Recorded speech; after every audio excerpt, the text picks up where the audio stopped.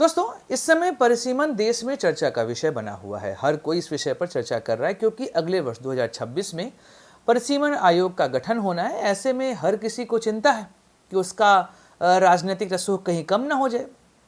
हमने भी आपको बताया था कि आखिर परिसीमन आयोग क्या है, कब कब बनाया गया और दक्षिण भारतीय राज्यों की चिंताएं क्या हैं। इन सब विषयों पर हमने चर्चा की हुई है पहले। मैं आई बटन पे लिंक दूंगा, वहां से आप उन वीडियो को देख सकते हैं।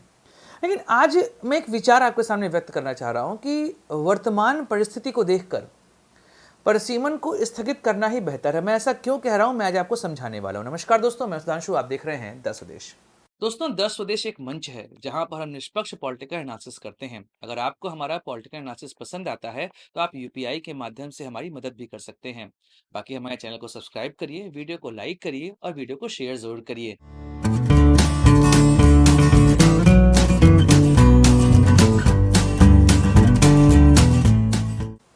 दोस्तों, एम.के. स्टालिन का एक स्टेटमेंट आपको अगर ध्यान हो, उन्होंने कहा था कि 2050 तक परिसीमन को स्थगित कर देना चाहिए। अच्छा, यह बात उन्होंने राजनीतिक रूप से कही होगी, पर मेरा विचार थोड़ा सा अलग है वक्तव्य वही सही कि 50 तक आप स्थगित करिए, लेकिन क्यों करना है इस विषय को मैं आज आपको समझाता हूं।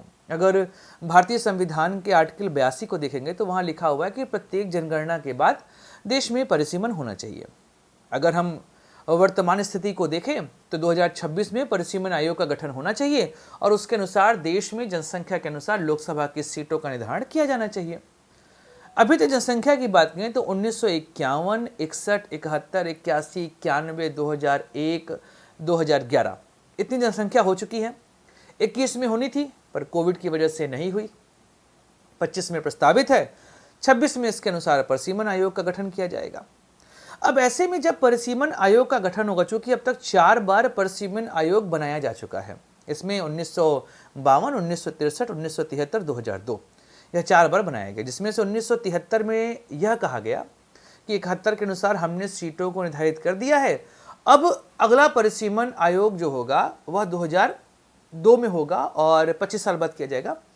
उसके बाद 2002 में भी कहा गया 84वें संविधान संशोधन के माध्यम से कि 25 साल बाद फिर हम आयोग गठित करेंगे और फिर देखेंगे जनसंख्या के अनुसार क्या स्थिति यहां पर बनती है। अब चूंकि परिसीमन में यह बात कही जाती है कि जनसंख्या के अनुसार ही परिसीमन आयोग जो है वह सीटों का निर्धारण यहां पर करेगा। अब 1971 के दौर को अगर आप समझेंगे, क्योंकि जब हम आज़ाद हुए 1947 में तो देश की जनसंख्या कमोबेश 33 करोड़ के आसपास थी, जो बढ़ के 1951 में 36 करोड़ पहुंच गई थी। लेकिन जनसंख्या विस्फोट का असर हमको 1971 में दिखाई दिया। अब इस दौरान सरकार ने प्रयास किया कि देश की जनसंख्या को नियंत्रित किया जाए। अब नियंत्रित करने की वजह से दक्षिण भारत, उत्तर भारत, यहाँ पे नियंत्रित करने की प्रक्रियाओं में अंतर दिखाई दिया। दक्षिण भारतीय राज्य और उत्तर भारत में आप पंजाब जैसे राज्यों को देखेंगे, उन्होंने इस पर अच्छा काम किया। इवन उड़ीसा ने भी इस पर अच्छा काम किया।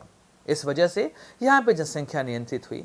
अब चूंकि 2026 में परिसीमन होना है तो इनकी चिंता वाजिब है कि अगर जनसंख्या के अनुसार हमने यहाँ पर परिसीमन करके लोकसभा की सीटों को बांटा तो हिंदी भाषी राज्य इसमें बाजी मार ले जाएंगे। मतलब उन्होंने काम भी नहीं किया, उनको राजनीतिक फायदा भी मिल जाए। यह पूरी तरीके से गलत है।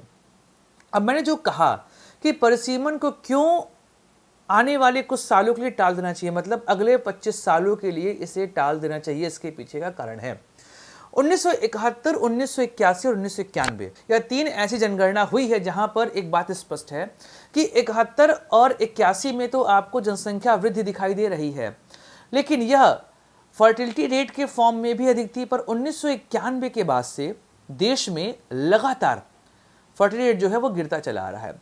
वर्तमान स्थिति की बात करें तो देश की जो फर्टिलिटी रेट है वो 2.0 पर पहुंच चुकी है। और अगर हम एक जनसंख्या सस्टेनेबिलिटी की बात करें तो वहां पर 2.1 होनी चाहिए फर्टिलिटी रेट। मतलब हम 2.1 के नीचे इस समय यहां पर फर्टिलिटी रेट में आ चुके हैं।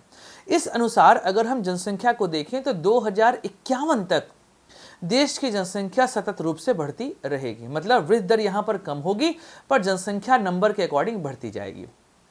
चूंकि हमारा फर्टिलिटी रेट जो है वो 2.1 के नीचे है, इसलिए 2051 के बाद आपको देश की जनसंख्या में वृद्धि नहीं दिखाई देगी, गिरावट दिखाई देगी। मतलब 2051 तक हमारे देश की जनसंख्या नियर अबाउट 160-70 करोड़ के आसपास पहुंचेगी। और वहां से फिर हम नीचे गिरना शुरू कर देंगे। तो यहाँ पे कहने का मतलब ये है कि अभी हमारे पास 543 सीटें हैं लोकसभा में, इनको बढ़ाकर हम 550 कर सकते हैं।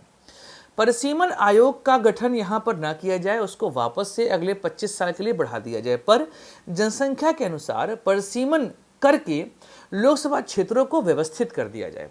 इस व्यवस्था से एक फायदा होगा कि राज्यों में जो सीटें हैं उनकी संख्या अपरिवर्तित रहेंगी, पर जो डिसबैलेंस हुआ है इस समय लोकसभा क्षेत्रों में जनसंख्या का, उनको हम सही तरीके से व्यवस्थित कर सकते हैं। क्योंकि अगर आप वर्तमान परिदृश्य को देखेंगे तो केवल 2 राज्य ही दक्षिण भारत के 5 राज्यों पर भारी पड़ रहे हैं। उत्तर प्रदेश और बिहार के पास 120 लोकसभा सीटें हैं, और वहीं पर दक्षिण भारत के 5 राज्यों के पास 129 लोकसभा सीटें हैं। तो अगर हम 550 सीटों को ऐसे व्यवस्थित करें कि देश में सभी को समान तरीके से रिप्रेजेंटेशन का अधिकार मिल जाए, किसी की, या हम कहें किसी का राजनीतिक रसूख यहां पर कम ना हो, कि परिसीमन आयोग के गठन को यहां पर रोककर 2050 में इसको करवा सकते हैं।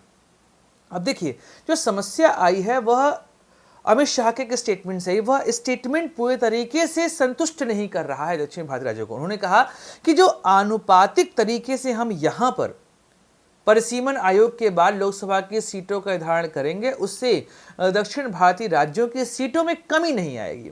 लेकिन अगर उत्तर भारत के राज्यों की सीटें ज़्यादा बढ़ गईं और दक्षिण भारत राज्यों की सीटें आपने कांस्टेंट रखी, इससे भी तो असमानता ही पैदा होगी।